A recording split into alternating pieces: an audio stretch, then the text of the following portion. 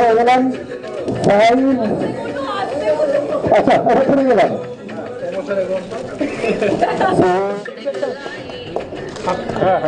একটু ঘোরাও একটু নিচু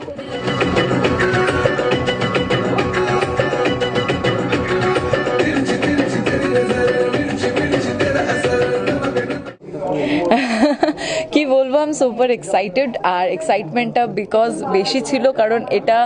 আমাদের শ্যুট করেছিলাম জানুয়ারিতে অ্যান্ড ফর দ্য সাম এই যে দেখলে তোমরা অনেকে জানে না আমরা যে মানে মিউজিক ভিডিওতেও যে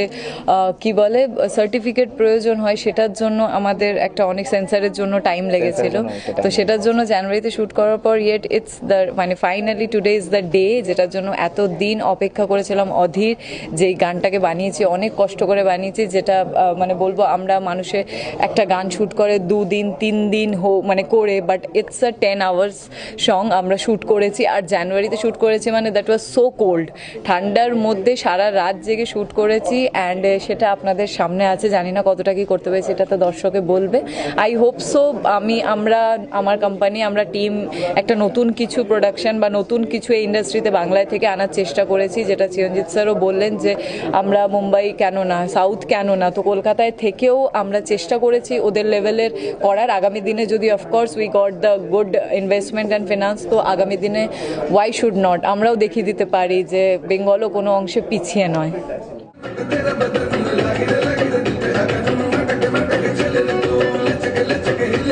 খুব কনসেপ্ট যেরকম মানে কথাটার মধ্যে যে ফেরনি মালাই যে ব্যাপারটা আছে ঠিক সেরকমই আমরা গানটা অতটা মিষ্টিভাবে বানিয়েছি না টিজার অলরেডি আমাদের আউট হয়ে গেছে তো টিজার দেখলে আপনারা বুঝতে পারবেন আর আপনারা সেই জন্য এখানে এসেছেন ডেফিনেটলি পুরো গানটা না বললে পুরোটা বলতে পারবো না তো ফেরনি মালাইয়ের যে ফেরনি মালাইটা ফেরনি তো তৈরি হয়ে গেছে শুধু মালাইয়ের টেস্টটা একটু বাকি আছে Well, thank you everyone for coming today.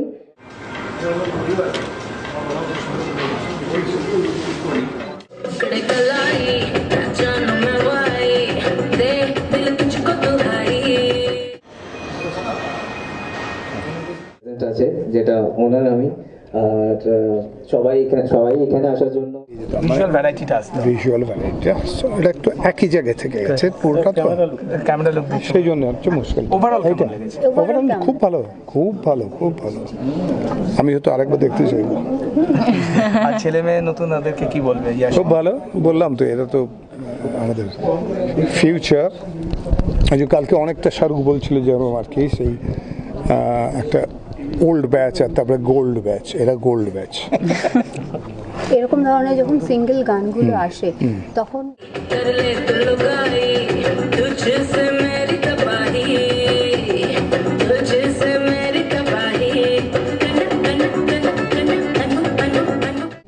আকর্ষণ করবে খুব এনকারেজিং হবে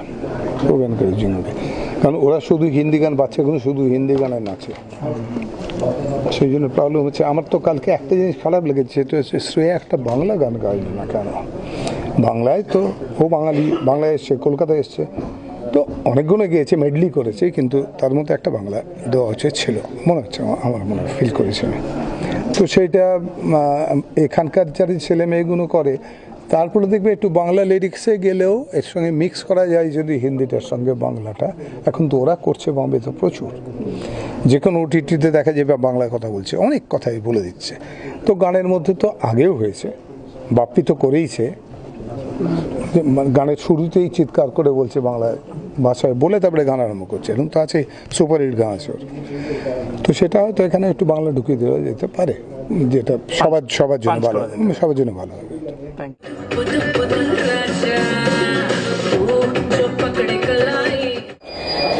ফিরনি মালাই এই গানটা একটা অন্যরকম ফ্লেভারের গান বলিউড সাউথ ইন্ডিয়া টলিউড সব মিলিয়ে মিশে একটা অন্যরকম কনসেপশন নিয়ে তৈরি করেছে শিলাদিত্য সোম আর সোহমদা লিরিক্স দিয়েছে আর আমি গেয়েছি তো অসাধারণ একটি গান অন্য রকমের গান আইটেম সং অ্যান্ড বেঙ্গলি একটা অন্যরকম ইউনিক স্টাইল আইটেম সং যেখানে বাংলা ভাষাও আছে সাথে হিন্দি আছে সব কিছু মিলিয়ে মিশিয়ে সাউথ ইন্ডিয়ান আছে সব কিছু একটা অন্যরকম ব্লেন্ড যেটাতে সবাই লোকেরা মানে ফুল ফুল এনার্জি পাবে, মজা করতে পারবে, সবার সাথে শেয়ার করতে পারবে এবং সবথেকে বড় কথা ট্রেন্ডিং সমস্ত ভিডিওস বানাতে পারবে এই গানটা।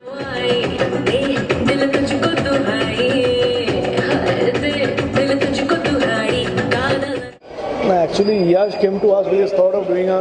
Item song. আমরা তো বহুদিন ধরে কাজ করছি, হিন্দি গানও করেছি, বাট হিন্দি আইটেম সং কখনো করিনি।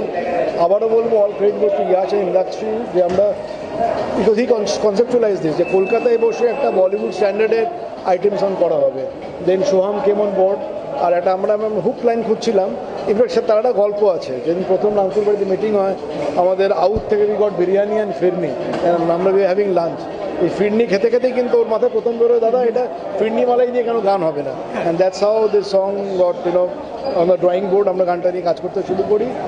গানটা হবার পর গানটা এত সুন্দর দাঁড়ায়, ইয়াজকে আমরা বলি, and that's how when we got in touch, when he got in touch with the choreographer from Bombay থেকে আমাদের কোরিওগ্রাফার ম্যাক উনি আসেন বা গানটা এখানে পিকচারাইজ করেন। প্রতিটা গানেরই একটা ন্যারেটিভ থাকে, আইটেম সং বা dancing number which is very tough. মানে কলকাতায় বসে একটা রিদম তৈরি করা, সেটার উপর এক্স্যাক্টলি হিন্দি লিরিক করা, গাওয়ানো। অবভিয়াসলি আমাদের গানের যে সিঙ্গার দিলাশা, আর ফর্চুনেটলি ইয়াশের জন্য একটা মানে গানটা হয়ে যাওয়ার পরে ইয়াশ বলে যে সোম স্যার একটা ছেলেদের পার্ট কিছু ইউনিক করুন, মানে অল কমপ্লিট গানটা। মানে দুদিন বাদ শুটিংয়ে যাবে, আরে মরেছে আমি এখন ছেলেদের কোথায়, মানে ছেলে সিঙ্গার কোথায় পাবো। সব বললো না স্যার আপনিই করে দিন। আলাম ঠিক আছে চলো। এবং ওই জিনিসগুলো ইনকর্পোরেট করা, বিটসটাকে খুব ইম্পর্টেন্ট দরকার লাগে। আপনারা যেটা এক্ষুনি শুনবেন এবং দেখবেন, মানে ইটস এ ইউনিক সং হয়েছে। আমার মনে হয় তো এই বছর ফিরনিমালাই will be role. More than মানে ভাষাটা যদিও হিন্দি, গানটার ভেতরে একটা সাউথ ইন্ডিয়ান, তামিল, তেলেগু রিদিমটা একটা দেখে মনে হবে তামিল তেলেগু গান দেখছে মানুষ, কিন্তু ভাষাটা যদিও Hindi, it's Bollywood feel, but কিন্তু পুরো জিনিসটা কিন্তু তামিল তেলেগু একটা প্রভাব রয়েছে গানটা। কথাগুলো গল্প। সো বেসিক্যালি এই যে ফিরনি মালাই, তো শুরুটা না এটা মানে মডার্ন জেনারেশনের জন্য সব রকম মানে ইভেন ইংলিশও ইউজ করেছি। তো শুরুটা হচ্ছে তু যো পাকড়ে কালাই না জানু মে ভাই দে দিল তুজকো দুহাই মে হু ফিন্ডি মালাই, এই হলো গানটা এন্ট্রি নিচ্ছে। সো বুঝতেই পারছেন যে গানটা একটা মানে ইউথকে টার্গেট করে করা হয়েছে এবং বিটটা প্রচণ্ড আপবিট। আর দাদা যেটা বললেন যে গানটা প্রথমবার দাদা মানে গেয়েছেন এবং শিলাইত্যদা আর দাদা এত সুন্দর একটা টিউন করেছে যে কথাগুলো না মনে হলো আপনি বসে গেল ঠিক জায়গায়, এবং সব কিছু একটা পরিণাম পায় না। ওই যে সেই সময় যে ওদের ফিরনিটা সামনে ছিল, ওর যে বলছি না যে লুৎফটা আমরা পেলাম, যে ঘ্রাণটা আমরা পেলাম, ওটাই মনে হলো যে ঠাকুর গানটা না করিয়ে দিল। আরেকটা ব্যাপার